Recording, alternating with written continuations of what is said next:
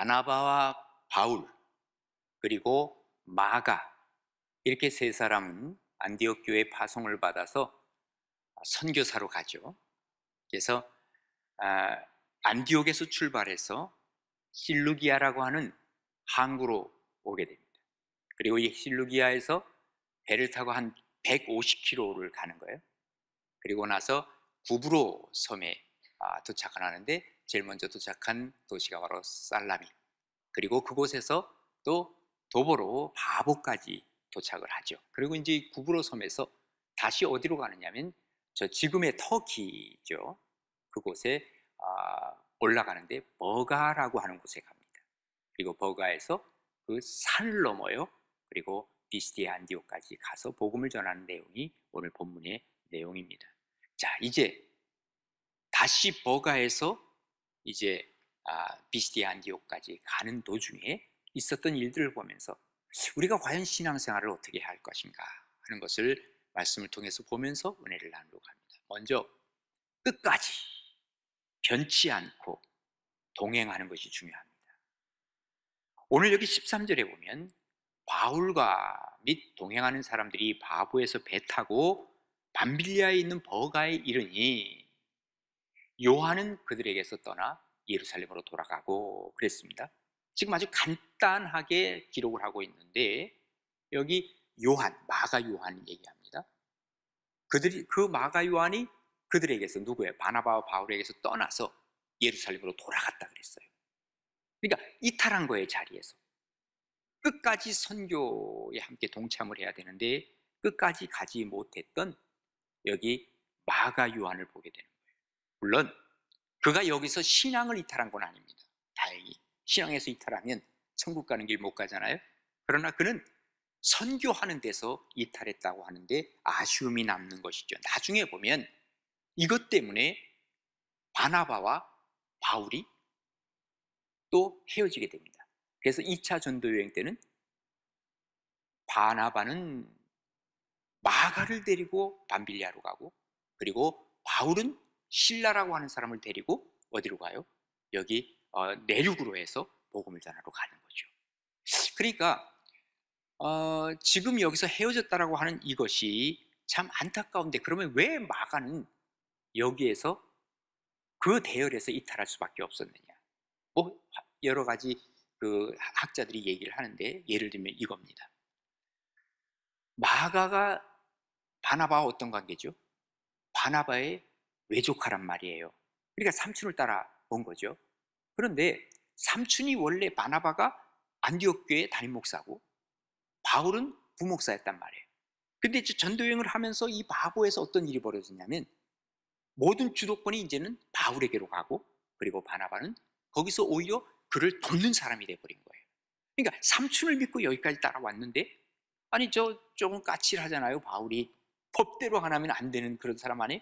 그러니까 자기가 그 법대로 하는 그 까칠한 바울을 따라서 그 주도권 아래서 간다? 야, 이건 나는 좀 마음에 안 들어. 젊은 혈기에 거기서 빠져나오고 싶은 이 바울, 여기 마가의 마음이 있었을 것 아니냐, 그 말이에요. 게다가 지금 너무 이 선교 여행이 쉽지가 않은 거예요. 선교가 보세요. 이 실루기아 항구에서부터 여기 구브로까지 오는 데만 하더라도 이게 배로만 한 100km 이상 온단 말이에요.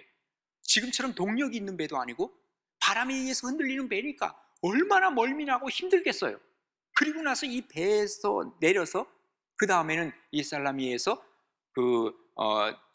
바보까지 가는데, 거기 꾸불꾸불한 길들을 다 걷다 보니까 그죠? 거기도 한 100km 정도를 그냥 걷는 거예요.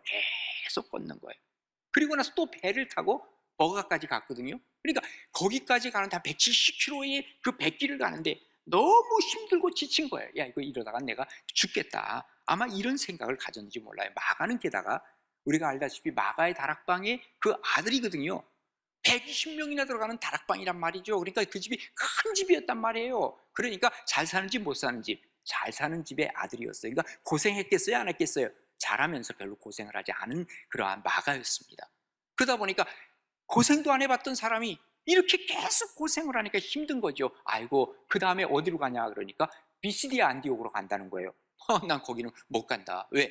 비시디아 안디옥을 가려면 거기 이 타우루스라고 하는 이 산맥을 넘어야 되는데 거의 2000km 되는 고도가 그렇게 되는 곳을 계속해서 넘어가야 되고, 거기는 뭐 유명해요. 지금도 그렇다 그래요. 도적들이 많고, 그리고 거기 산적들, 이런 사람들이 많은데, 야, 가다가 이거 어떤 일이 벌어질지도 모른다 하는 생각 때문에 그런 거기서 더 이상 못 가겠다 하고 그런 떠나버리고 말았다는 거예요. 우리가 어떤 일을 할 때 보면, 지난주에도 봤지만 뭐를 넘으라 그랬어요? 장애물을 넘어야 되는 거예요.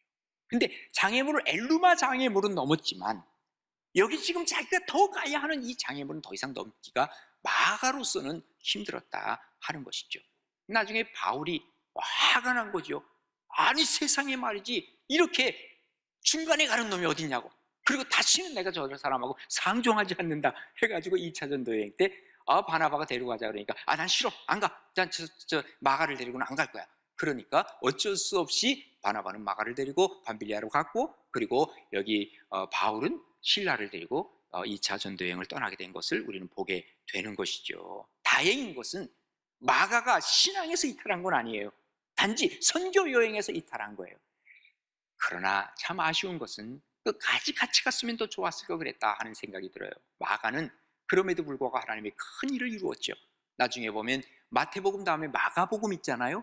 마가복음을 쓴 사람이 바로 누굽니까? 이 마가입니다. 나중에 보면 바울도 사실은 화해합니다. 그래서 빌레몬에게 편지를 쓰면서 뭐라고 얘기를 하냐면, 그는 나의 동역자라고 얘기를 했고, 또 디모데에게 편지를 쓰면서 뭐라 하냐면, 그는 나에게 참 유익을 주는 사람이다, 좀 데리고 와라 그랬습니다. 마가가 쉽게 신앙을 버릴 사람은 아니에요. 베드로의 수제자입니다. 베드로는 예수님의 수제자 아니에요? 근데 베드로의 수제자. 그래서 베드로는 그에게 얘기하기를 그는 나의 아들이라, 영적 아들이라고 이렇게 불렸던 사람이고, 그 다음에 예수님이 12제자를 선택했지만 그 중에 또 70제자를 선택하는 과정 속에서 마가가 그 속에 들어있었던 것도 우리는 보게 되는 것입니다. 그래서 마가도 나중에는 큰일을 했고, 여기 바울도 큰일을 하면서 서로 나중에 이 화해를 해가지고 이 교회를 아름다운 모습으로 끌고 갔다라고 하는 것을 우리가 보게 되는 거죠. 사실은 어떻게 보면 교회를 하다 다툼이 있다고 하는 것은 서로가 열정이 있기 때문에 그런지 몰라요. 그런데 그 열정과 함께 이제는 주님 때문에 우리가 하나 된다라고 하는 이 정신을 가지고 간다면, 우리가 중간에 어떤 경우에라도 이탈하지 아니하고 끝까지 함께 가게 된다는 거예요. 우리가 주님과 동행한다라고 하는 것은 주님과 동행하는 사람들과 같이 동행을 하는 거예요. 그러니까 교회 공동체와 함께 동행한다고 하는 것이 우리가 하나님과 동행한다라고 하는 그런 의미가 있는 것이죠. 특별히 요즘처럼 코로나19가 지금 한참일 때에 우리 그리스도인들은 어쩌면 하나님 앞에서 시험, 테스트를 받는 기간인지도 모르겠다 하는 생각이 드는 거예요. 어렵고 힘들 때일수록 어떡합니까? 인내로 극복하고, 오히려 이때가 나에게 주신 하나님이 주신 기회다 생각을 하고 믿음 생활을 하는 게 더 중요하다 그 말이에요. 그래서 야고보 사도가 야고보서 1장 4절에 뭐라고 얘기합니까? 인내하라는 거예요. 인내를 온전히 이루라. 그러면 너희로 온전하고 구비하여 조금도 부족함 없게 하려 함이라 그랬습니다. 하나님께서 코로나를 주시면서 어쩌면 우리가 부족함 없는 신앙을 갖기 위해서 지금도 연단하고, 그리고 이것을 인내함으로 끝까지 어떻게 하라고요? 변치 않고 하나님과 동행하기를 주님은 지금도 우리에게 원하고 계신다는 사실을 우리는 기억해야만 합니다. 그래서 히브리서 3장 14절에 보면 우리가 시작할 때에 확신한 것을 어떻게 하라고요? 끝까지 견고히 잡고 있으면 그리스도와 함께 참여한 자가 되리라 그랬습니다. 그래서 중간에 이탈하려고 하지 말고요, 끝까지 내가 한번 하나님 앞에서 가보겠습니다. 끝까지 참고 견디는 자가 최후의 승리를 한다는 사실을 우리는 기억해야만 합니다. 그런데 마가는 아이고 나 여기 못 가겠습니다 하고 포기한 거죠. 어쩌면 좌절한 건지도 몰라요. 절망이 왔는지도 몰라요. 제렌 키에르케고르라고 하는 철학자가 얘기합니다. 절망이라는 건 뭐예요? 죽음에 이르는 병이에요. 자칫하면 내가 절망하다가 죽을 수도 있어요. 다행히 마가는 그렇게 되지 않은 게 다행이지만, 우리가 끝까지 하나님 앞에서 변치 않고, 그리고 하나님과 동행하겠고, 그리고 하나님의 교회와 함께 가겠습니다 하는 마음과 생각과 결단이 여러분에게 있을 때 하나님 앞에서 잘했다 칭찬받는 그리스도인들, 그러한 신앙생활, 그것이 바로 여러분과 우리 모두의 것이 되기를 간절히 바랍니다. 그 다음에 두 번째로는 성령님의 인도를 받는 것이 중요해요. 자, 여기 오늘 14절에 보면 이렇게 얘기를 합니다. 그들은 버가에서 더 나아가 어디로 가요? 비시디아 안디옥에 이르러. 이 구절은 쉽게 나와요. 그런데 사실은 이 버가에서 비시디아 안디옥을 가려면 어떻게 간다고요? 2000m, 2000km 이상 되는 그 2000m 이상 되는 그 산을 넘어야 되는 거예요. 그런데 이게 산 봉우리 하나가 아니라 산맥이에요. 아예 산맥. 이것을 넘어야 돼. 그래서 거기 넘어가면 비시디아 안디옥이 나오는 거예요. 그곳에 이제 가게 되어서 거기 안식일에 회당에 들어가 앉았다. 이렇게 기록을 하고 있죠. 자, 그러면서 그 다음에 보면 회당에 앉았어.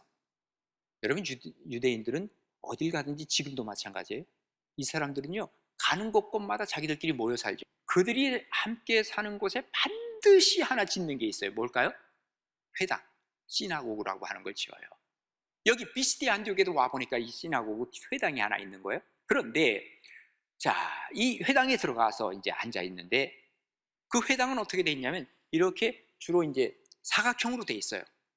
그리고 서로 마주대하게 이렇게 돼 있어요. 근데 제일 앞뒤는 주로 누가 앉느냐면 뭐 율법학자라든지 아니면 손님들, 귀한 손님들이 이렇게 앉아요. 그리고 거기에서 뭐 하냐면 성경을 읽어요. 토라를 주로 읽죠. 그리고 나서는 여기서 토론도 하고 그다음 이제 회당장이 손님들한테 뭐 하실 말씀이 있으면 좀 한마디 해주시죠. 그러면 여기 덕담도 나누고 또 좋은 얘기도 서로 하고 성경도 또 해석해주고 이런 일들을 그들은 했어요. 그 다음 절에 보세요. 뭐라고 기록합니까? 율법과 선지자의 글을 읽은 후에 회당장들이 사람을 보내어 물어 이르되 형제들아 만일 백성을 권할 말이 있거든 말하라 그랬어요. 형제들아가 누구예요? 바울과 바나바를 향해서 혹시 권할 말이 있으면 해주세요. 왜 그랬겠어요? 여기 바울은 누구냐면 바울은 성경학자이잖아요. 그러니까 그에게 지금 물어보는 거예요. 당신이 정말 특별히 성경을 많이 아는 이러한 율법학자니까 지금 여기서 얘기 좀 해주세요. 그리고 바나바에게도 마찬가지로 지금 당신은 레위인 아닙니까? 그러니까 얘기를 해주세요 하고 얘기를 한 거예요. 그러니까 그 다음 절에 보면 뭐라고 얘기를 하냐면 바울이 이제 일어나서 손짓을 한 거예요. 뭐예요? 집중시키는 거예요. 자, 내가 얘기하겠습니다. 자, 집중하세요. 그러면서 이스라엘 사람들과 및 하나님을 경외하는 사람들아 들으라 하면서 쉐마, 주로 이제 그 사람들은 얘기할 때 이렇게 시작을 하는 거예요. 자, 여러분 들으세요. 그리고 그 다음 절에 뭐라고 보냐면 이 이스라엘 백성의 하나님이 우리 조상들을 택하시고 애굽 땅에서 나그네된 그 백성을 높여 큰 권능으로 인도하여 내사 그랬습니다. 그러니까 하나님께서 아브라함을 택하시고 이삭과 야곱을 거쳐서 그리고 애굽 땅에 있다가 그들에게 있어서 가장 큰 사건이 뭐예요? 바로 출애굽 사건이거든요. 그 출애굽 사건을 얘기를 하면서 하나님의 큰 권능으로 우리를 인도해 내셨다라는 것을 얘기하는 거예요. 그러니까 지금 여기 핵심이요 단어가 뭐냐면 인도하셨다는 거예요. 그러니까 이스라엘 백성들을 하나님께서 출애굽해서 인도하셨고 그리고 사도 바울도 마찬가지로 내가 지금 여기까지 하나님께서 나를 인도하셨다라는 그러한 신앙의 고백을 지금 볼 수 있죠. 사실 따지고 보면 버가에서부터 비시디아 안디옥까지 갈 일이 아닙니다. 왜냐하면 그 버가라고 하는 도시도 큰 도시였고 또 그 바로 옆에 아탈리아라고 하는 이 도시가 있고 그리고 아펜도스라고 하는 도시가 있고 그리고 시데라고 하는 큰 도시가 있단 말이에요. 그럼 거기서 전도를 하지 뭐하러 그 높은 산 타우로스를 넘어가지고 비시디아 안디옥까지 가느냐 그 말이에요. 좀 이상하지 않습니까? 위험을 무릅쓰고 말이죠. 그런데 이유가 있습니다. 바로 이 타우루스 산맥을 넘은 이유는 바울 서신에 나와 있어요. 비시디아 안디옥이 갈라디아 지방이거든요. 그러면 갈라디아서 거기 갈라디아 사람들에게 쓴 편지 속에 사도 바울은 이렇게 기록하고 있어요. 갈라디아서 4장 13절에 보면요 내가 처음에 이 처음이라고 하는 건 1차 전도행 지금 이 본문을 얘기하고 있어요. 육체의 약함으로 말미암아 육체의 약함이라고 하는 것은 원래 사도 바울이 뭐 안질, 간질 뭐 이런 게 있다 그러는데 그걸 얘기하는 게 아닙니다. 여기서는 그 당시에 있었던 육체의 약함 이게 뭘까요? 풍토병이에요. 그런데 이 풍토병은 대부분의 학자들은 얘기하기를 말라리아에 걸렸을 것이다. 그 말에 거기서 버가에서 왜냐하면 버가는 말라리아가 많이 유행하던 그런 자리였기 때문에 그러죠. 그러니까 내가 처음에 1차 전도 여행 때 육체의 약함으로 말미암아 내가 지금 이 말라리아 병으로 말미암아 너희에게 복음을 전한 것은 너희가 아는 바라. 그래서 내가 여기 비스디아 안디옥에 와서 처음으로 갈라디아 지방에서 내가 복음을 전했다라고 하는 것을 사도 바울이 얘기하는 거예요. 아니 그러면 갈라디아 지방에 말라리아에 걸렸는데 왜 글로 거기 갔을까? 이유는 분명합니다. 여러분, 말라리아 이 병은요, 저지대 그리고 이 습한 지역, 아주 그런 곳에서 이 말라리아 병들이 유행하는 거예요. 그리고 그곳에 계속 있으면 말라리아 병이 낫기가 쉽지 않아요. 그럼 어디로 가느냐? 좀 선선한 그리고 건조한 고원지대로 가야 되는 거예요. 그러니까 말라리아 병에 걸리니까 지금 저 산으로 올라가자 그 말이에요. 타우루스 산으로 올라가자. 그러면 올라가서 내려가면 거기 바로 무슨 도시가 있냐? 비스디아 안디옥이라는 도시가 있는 거예요. 그래서 어차피 지금 내가 병에 걸려서 말라리아 병으로 어쩌면 이곳에서 죽을지 모르니까 안 되겠다, 가자 하고 그들이 결정한 것이 타우루스 산을 넘는 거거든요. 그러다 보니까 마가가 난 거기 못 가 하고 마가는 떠났고, 그리고 바나바와 바울이 그곳에 가게 됐는데, 결국은 바울은 고백하기를 내가 이곳에 온 것도 바로 성령께서 내가 이 말라리아 병에 걸리게 했고, 그래서 내가 비스디아 안디옥에 와서 복음을 전하게 됐다는 거예요. 게다가 이제 안식일이어서 그런 회당에 들어간 것도 역시 바로 성령의 인도로 들어갔다는 것이죠. 그리고 지금 이 얘기하는 이것도 역시 뭐예요? 성령의 인도로 말미암아 내가 여기서 얘기하고 있다, 설교하고 있다 하는 것을 그가 얘기하는 모든 것이 다 뭐예요? 이스라엘의 역사를 통해서도 하나님의 인도하심이요, 또 자기가 여기까지 온 것도 성령의 인도하심이요, 그리고 또한 그가 여기서 설교하는 그것도 하나님의 인도하심으로 여기까지 왔다는 것이죠. 나중에 보면 그곳에 이고니온, 루스드라, 더베 이곳을 다니면서 계속해서 여기 복음을 전한 것도 다 성령의 인도였다라고 하는 것을 그는 고백을 하고 있는 것입니다. 하나님께서 우리를 인도하시면 우리는 하나님 앞에서 순종하고 따라가면 되는 거예요. 출애굽할 때 이스라엘 백성들이 하나님 앞에서 순종하고 따라갔을 때 그들은 애굽에서 나올 수 있었던 것입니다. 처음에 아마도 바울이 풍토병에 걸렸을 때 낙심했을지 모릅니다. 무기력증에 빠졌을지 모릅니다. 안타깝게 내가 여기서 죽는지도 모르겠다 하는 생각을 가졌을지도 모릅니다. 그러나 그들은 하나님 앞에서 이게 아니야, 하나님이 그래 이 타우루스를 넘어가는 거야, 그러면서 순종하는 마음으로 이 장애물을 그들은 극복했다는 것을 우리에게 보여주고 있는 얘기 아니겠습니까? 이곳에서 그들은 성령의 인도를 받고 지금 말씀을 증거하고 있는 겁니다. 우리 그리스도인이라면 바로 그겁니다. 하나님이 인도하시면 어디까지 가겠습니다. 어디라도 가겠습니다.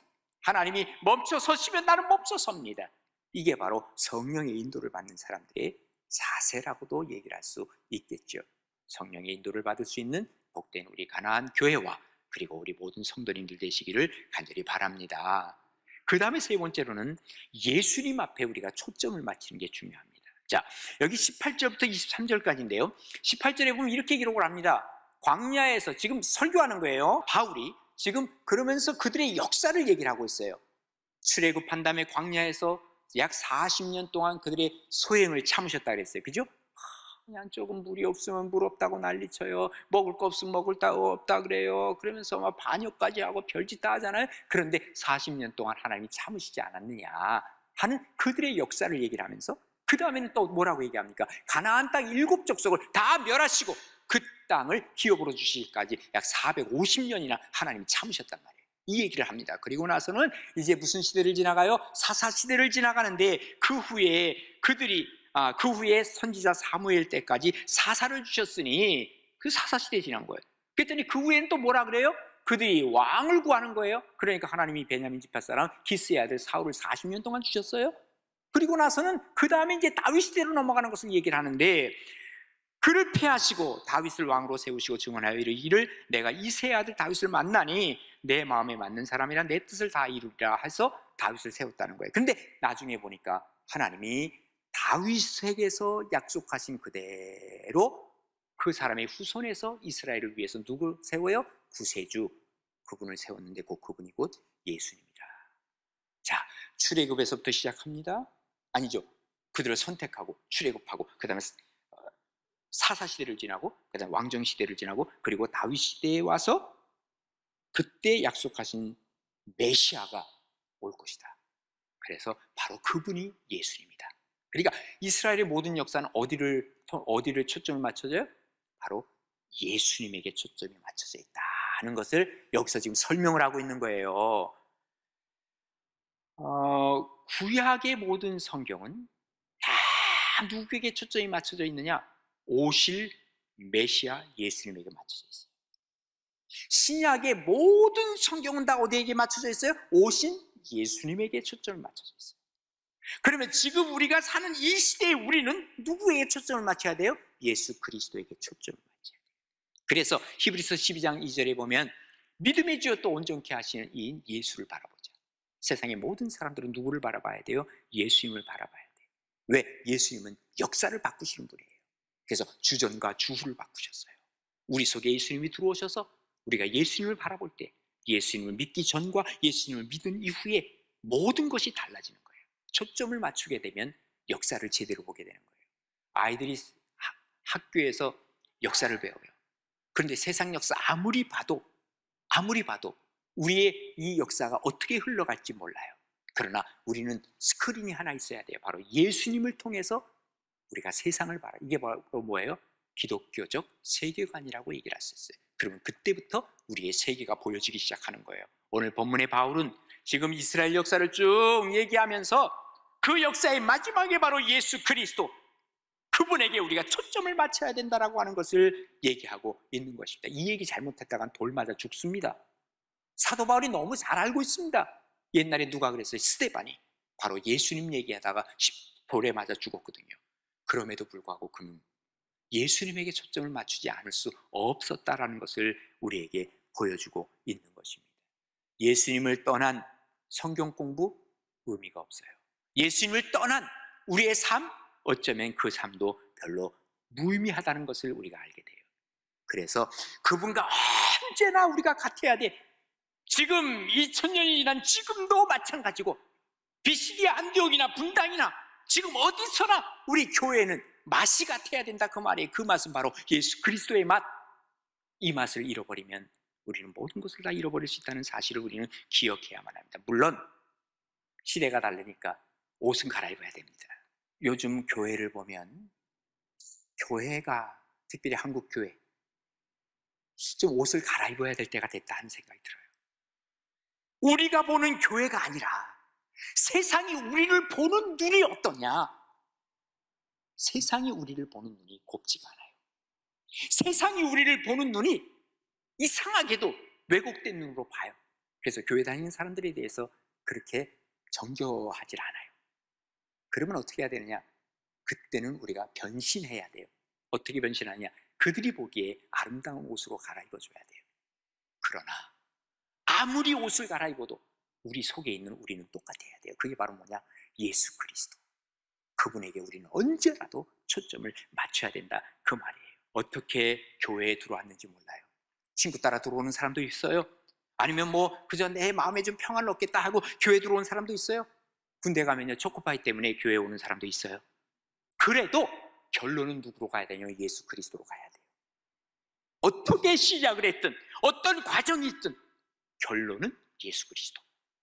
우리가 거기에 초점을 맞출 때 우리는 좋은 신앙생활을 하고 있는 것이죠. 여러분 어디에다 초점을 맞추고 사십니까? 여러분의 삶입니까? 여러분의 어떤 앞날에 뭔가 가고 싶은 그겁니까? 아니죠. 언제나 예수님에게 한번 초점을 맞춰보세요. 그래서 우리는 뭐라고 고백해야 되냐면 예수님이라면 어떡할 것인가? 이것을 우리가 생각하면 그때부터 우리의 인생은 달라지기 시작합니다. 이게 바로 우리 진짜 성도들의 신앙생활이라 그 말입니다. 오늘 우리 말씀을 통해서 볼 수 있는 것이 있습니다. 우리가 끝까지 변치 않고 우리가 동행하려고 하는 이 마음, 이것이 바로 우리의 좋은 신앙생활입니다. 너뿐만 아니라 우리가 성령님의 인도를 받는 것이죠. 그리고 우리가 예수님께 초점을 맞출 때 우리는 좋은 신앙을 가졌다라고 주님 앞에 칭찬받을 만한 신앙입니다. 우리 가나안의 모든 식구들이 칭찬받을 만한 그야말로 하나님 앞에서의 바른 신앙, 진짜 성도 우리 모두가 되어서 하나님 앞에 칭찬받고 그리고 정말 하나님 주신 은혜 가운데 살아가는 복된 우리 가나안의 모든 식구들 되시기를 간절히 바랍니다.